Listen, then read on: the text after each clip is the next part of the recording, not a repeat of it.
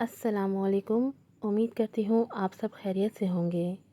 سب سے پہلے جس نے میرا چینل سبسکرائب نہیں کیا ان سے ریکویسٹ ہے میرا چینل ضرور سبسکرائب کر دیں۔ امید کرتی ہوں کہ آپ ویڈیو دیکھ کر گزر نہیں جائیں گے، سبسکرائب بھی کریں گے، اور جو کمنٹ سیکشن میں میسج کرتے ہیں ان کا تہہ دل سے شکریہ۔ آپ کوئی کام کرو اور آپ کو اپریسیشن نہ ملے تو پھر دل سے کام کرنے کو دل نہیں کرتا۔ شروع کرتی ہوں آج کی ایپی اس دعا کے ساتھ: آپ دوسروں کے لیے آسانیاں پیدا کریں اور اللہ پاک آپ سب کے لیے آسانیاں پیدا کرے، آمین۔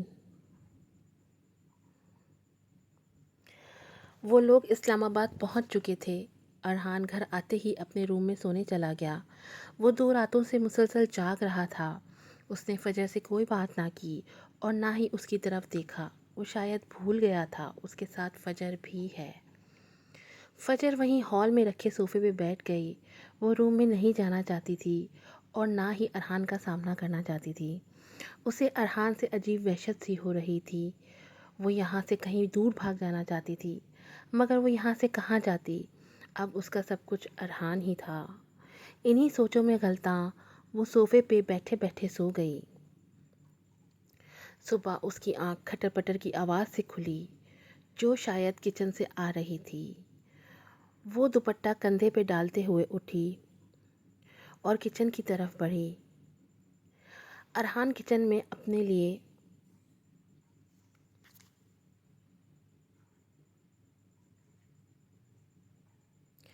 ناشتہ بنانے میں مصروف تھا۔ اس نے فجر کی موجودگی کا کوئی نوٹس نہیں لیا اور انڈا پھینٹنے میں مصروف رہا۔ فجر خاموشی سے کھڑی اسے دیکھتی رہی۔ بلیک شرٹ پہنے جس کی آستینیں کوہنیوں تک فولڈ تھیں، اس کے مضبوط ہاتھ چھلک رہے تھے۔ ماتھے پہ بکھرے بے ترتیب سے بال اس پہ اچھے لگ رہے تھے، مگر ماتھے پہ لاتعداد چکنیں پڑی تھیں۔ فجر الٹے قدموں واپس پلٹ آئی۔ اسے شدت سے رونا آ رہا تھا۔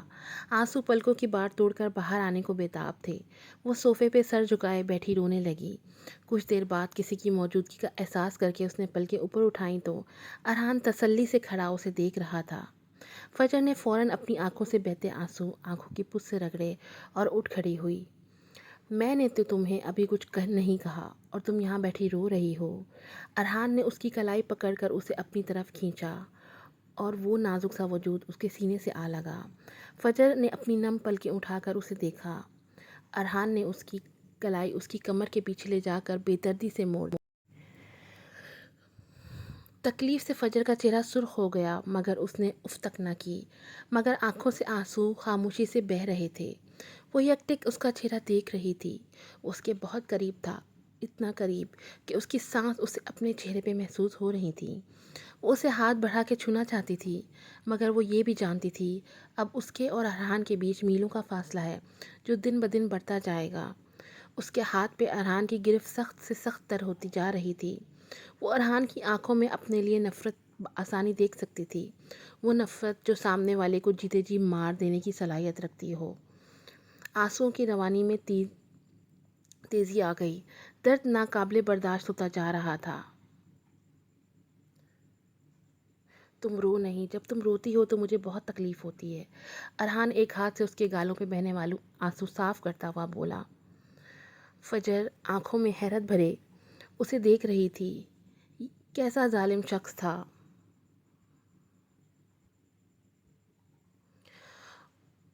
تکلیف بھی دے رہا تھا اور رونے بھی نہیں دے رہا تھا۔ درد ہو رہا ہے؟ اس نے فجر کی سیاہ آنکھوں میں جھانکتے ہوئے پوچھا۔ وہ صرف نفی میں سر ہلا سکی۔ ارحان نے ایک زوردار جھٹکے سے اسے خود سے دور کیا۔ وہ پلٹ کے صوفے پہ جا گری اور اس کی طرف دیکھے بغیر گھر سے نکل گیا۔ فجر نے اپنے ہاتھ کی طرف دیکھا جو سوج کے سرخ ہو چکا تھا۔ اس کا دل کیا وہ چیخ چیخ کے روئے، مگر اس سے اب ایسے درد برداشت کرنے تھے۔ وہ وہیں بیٹھی اپنی قسمت کا ماتم کرتی رہی۔ صبح سے شام ہو گئی۔ شام میں جب ارحان گھر لوٹا تو اسے ویسے ہی بیٹھے پایا جیسے وہ اس کو چھوڑ کے گیا تھا۔ وہ اس کے قریب آیا اور اس کے برابر میں سر جھکاتے بیٹھ گیا۔ کچھ کھایا تم نے صبح سے؟ ارحان نے اس کی طرف دیکھ کر نرمی سے پوچھا۔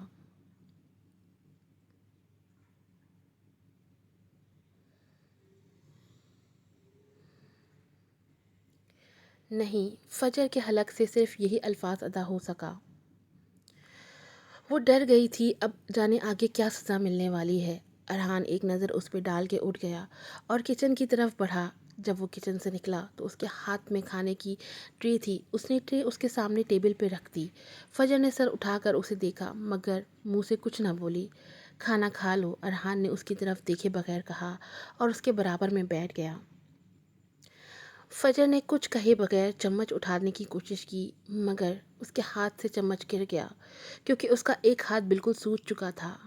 ارحان نے چمچ گرنے کی آواز پہ اس کی طرف دیکھا، پھر اس کے ہاتھ کی طرف دیکھا۔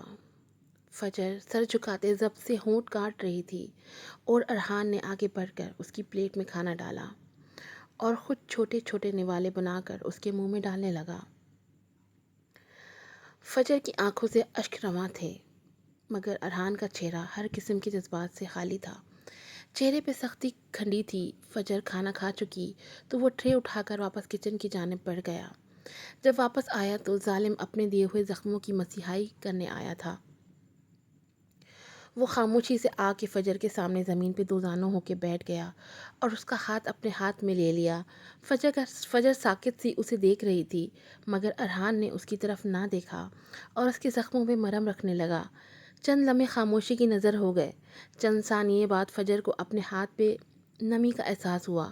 اس نے ارحان کی طرف دیکھا تو آنسو ارحان کی آنکھوں سے نکل کر اس کے چہرے سے ہوتے ہوئے فجر کے ہاتھ پہ گر رہے تھے۔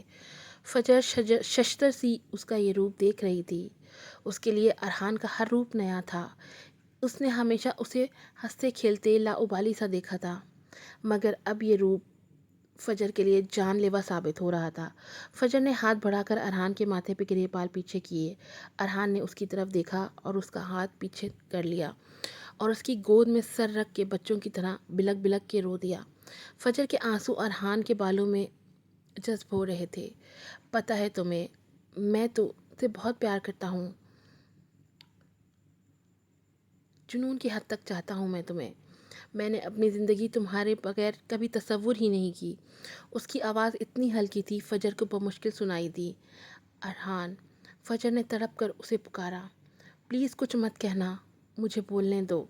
ارحان یک دم ہی دھاڑا۔ فجر سہم کے رہ گئی۔ اس کا دل کسی ننھے پنچھی کی طرح پھڑپڑایا تھا۔ میں نے اپنی پوری زندگی میں صرف ایک لڑکی سے پیار کیا، اسے ہی اپنا سب کچھ مانا، اپنی جان اس پہ لٹا دی اور اس نے کیا کیا؟ مجھے ٹھکرا کے کسی غیر مرد کی باہوں میں تھی۔ کیسے دکھاؤں میں اپنی تکلیف، کس کو درد سناؤں اپنا؟ دیکھو کتنا پاگل ہوں نا میں، جس نے مجھے زخم دیا اسی سے مسیحائی مانگ رہا ہوں۔ ارحان کے آنسو دامن بھگوتے جا رہے تھے اور فجر بے حس و حرکت بیٹھی اسے سن رہی تھی۔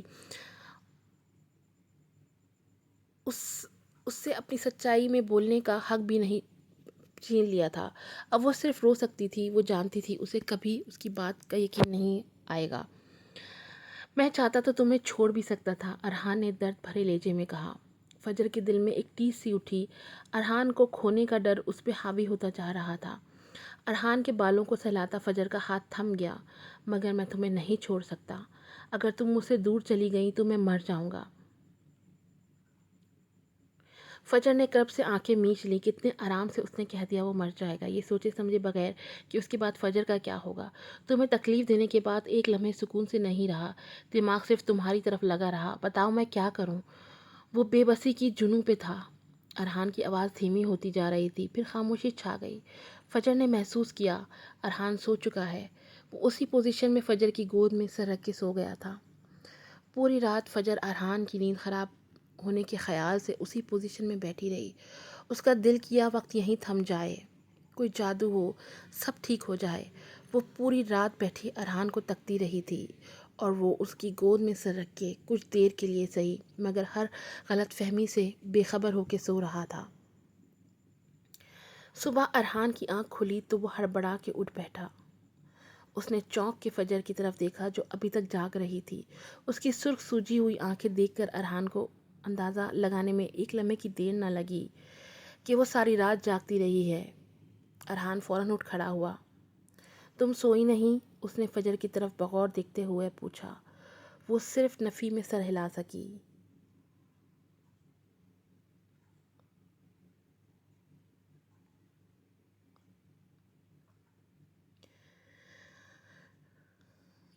اسی پل ارحان کے دل نے گواہی دی، یہ لڑکی تمہیں دیوانوں کی طرح چاہتی ہے، اسے مت ٹھکراؤ۔ مگر وہ تو جیسے اندھا ہو گیا تھا، اس نے اس لڑکی کے بے لوث محبت دیکھ ہی نہیں رہی تھی۔ میں آفس جا رہا ہوں، تم سو جاؤ۔ ارحان نے اس کی طرف دیکھنے سے گریز کیا۔ میں ناشتہ بنا دیتی ہوں، فجر نے اٹھتے ہوئے کہا۔ نہیں، مجھے پہلے ہی کافی لیٹ ہو گیا ہے آفس سے۔ ارحان نے ہاتھ کے اشارے سے اسے روک دیا اور اس کی طرف دیکھے بغیر گھر سے نکل گیا۔ فجر خاموشی سے اسے جاتا دیکھتی رہی۔ اپنی قیمتی رائے کا اظہار ضرور کیجیے گا۔ کیا ارحان اپنے دل کے ہاتھوں مجبور ہو کر معاف کر پائے گا فجر کو، یا زندگی کے